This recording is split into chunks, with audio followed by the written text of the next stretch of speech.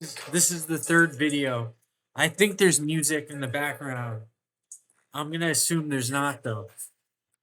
So we got off on the Bundren's journey. Turns out is a quest, not typical in the sense it's not for a treasure or for a prize, but they seek to bury a body.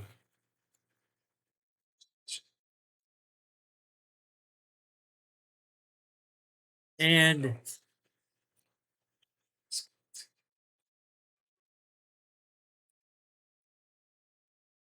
how would they do this? Right? Is Ant's gonna find a new wife? In their family relations, the Bundrens are easily susceptible to mockery. That's kind of an American equivalence. I must disagree with Elizabeth Kerr that she states incompatible with the sentimental or heroic concept. Now, does anyone know who Elizabeth Kerr is? Is it Elizabeth Warren or is it Hillary Clinton? I don't know because in publishing, people don't put their names. You can see this is me, this is my name. So there's Jewel who saves the Ragged, Cash who grapples with Addie's coffin, and they have that stick to it, that John Gunther persistence. They had to bury Addie in Jefferson. Now, my street was 49 Jefferson Drive, Hudson, Ohio. So, you know, I don't know if that's a Freudian slip or something. So now we go back to the thesis.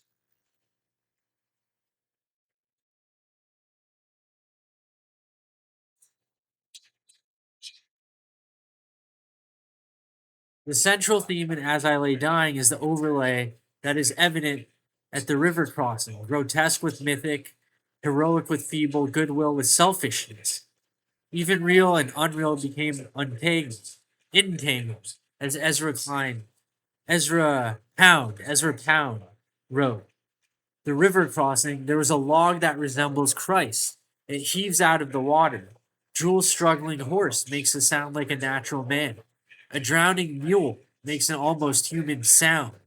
The patterned overlay governs the disorienting tone and the resulting sensation for the reader that life on Earth is at the same time inconsequential yet significant. That her purpose is both a function of time and timeless. This symbol for life, a river, I've gone over it. That was a realist depiction. The most natural thing in the novel is placed next to death. And my thesis again is that Faulknerian language and its juxtaposition around the river allows for the threadbare theme of duality. Now, if you don't know who William Faulkner is, right, he is David Walker, Captain Blackhawk, 1900, the 20th century. He ran on the gold standard. He ran against passive voice in the New York Times. A century later, it's almost not that important what you write, although there's still difficulty in measurement. So I worked in advertising, right? In advertising, you need measurement. Upon a parent's death, the children are tied together and not knowing of how to proceed. But problems in inheritance. So then there are Old Testament allusions as well. The sulfurous smell, from Darl's point of view, is certainly biblical. More relevant, Ans's promise alludes to the promised land across the river. The, the notion of murmuring alludes to the Exodus. All right, give me 1 second to blow my nose. So, what is the promised land? Right? What is the actual promised land? So, I didn't really talk to that much. But talked in the murmur is again, if not an oxymoron, as I said, a mimesis of one from a textual standpoint, and limits the purview of any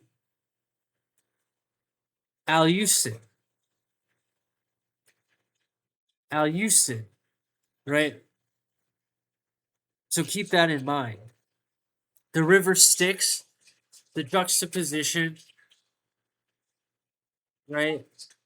Darl's state of mind is mentioned. I mentioned it, I caught it. The river Styx. As Lynn Levin goes further to state, it evokes the River Jordan. Without the obvious, the River Jordan is in Egypt, or at least in the Jordan Valley in the country of Jordan, where Oman, right? Oman's in the show, and there's talk about the apocalypse with floodwaters in the Old Testament. I'm not going to bore you with those details.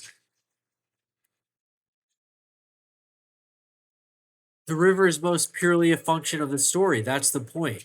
The river should thus be viewed as self contained. The way a cubist painting shatters representational images so that the painting can assert itself, the image itself. The Unvanquished, I introduce it now, is a very different book in both form and function. Bayard Sartorius is a teenager. He's entering manhood.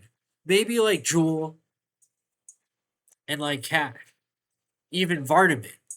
Bayard's tone is rambling and brash.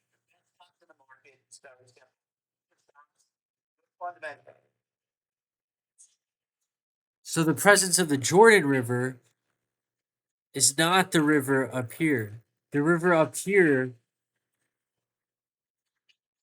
is is an illusion. Is an illusion.